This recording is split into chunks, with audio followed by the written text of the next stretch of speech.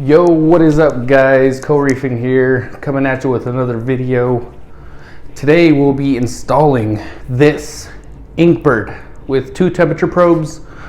Hopefully I get to install a new heater to this 25 gallon behind me, just for redundancy. Hopefully it fits in the back chambers, but let's find out.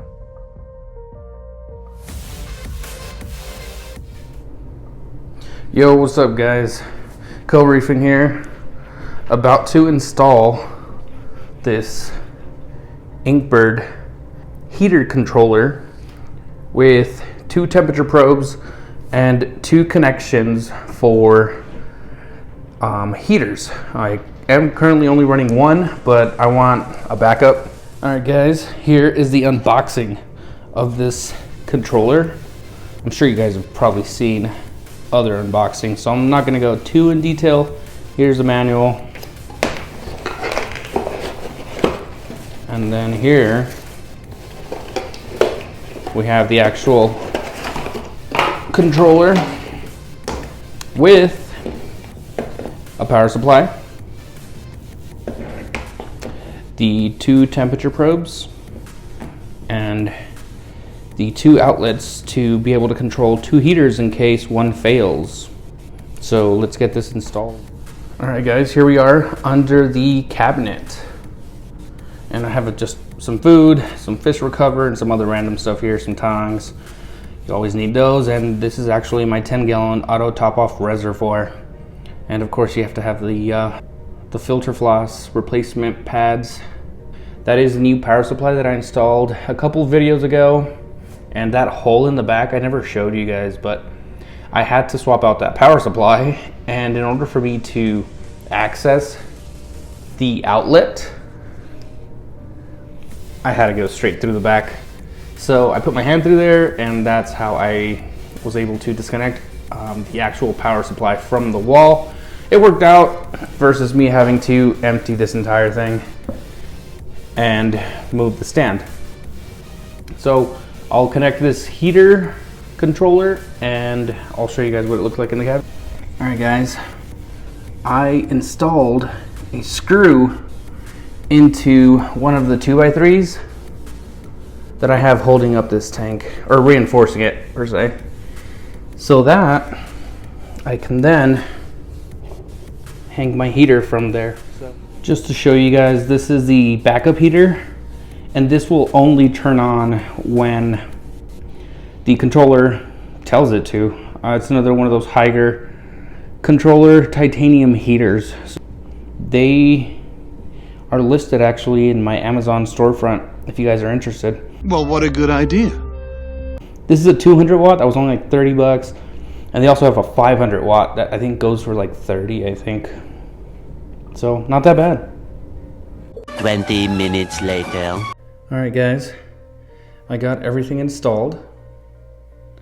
Let me just show you guys where I'm planning on leaving the 2 temperature probes for now, and just saying if they stick and or stay. The first one is actually right here, and it didn't stay where I suctioned it to, but on that back wall. I just fed the tank, so that's all the stuff that's floating around. The second one, I'm putting it in this middle chamber right inside, and that also didn't stay, so I'll try to make sure that they stay a little bit better. But that is where I think I'm going to leave them, because you don't want to put a temperature probe right in the chamber where you have the heaters. So my whole thinking behind this, right, is that water comes out of that return chamber, and then it circulates in the tank, and at the point of return back into the first overflow here for the tank is where the temperature might not be exact same, right, as like the front of the tank. So I'm hoping this works. I'm just kind of taking a stab at it.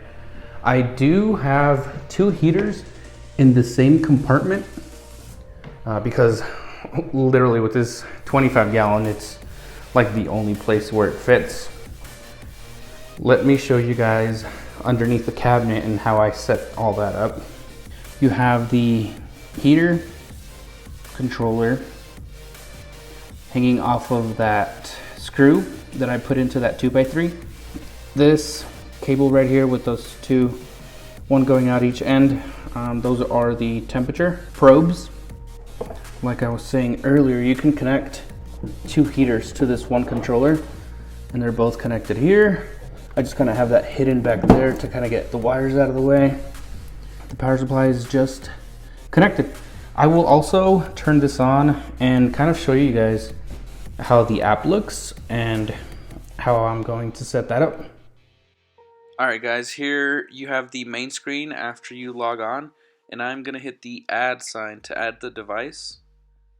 And from this view you will just simply select which controller heater you've purchased, and I think mine's the second one on the top, so I'll select that.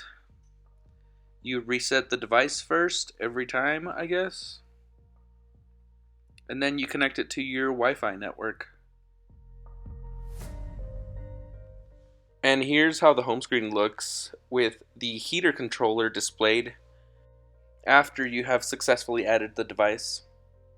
Here you have the home screen after you click on the heater, and I will be changing the T1 temperature here to 76. Saved that, you go back to your home screen, and I'm going to click on T2 and set that at 78. And I later found out what this actually does.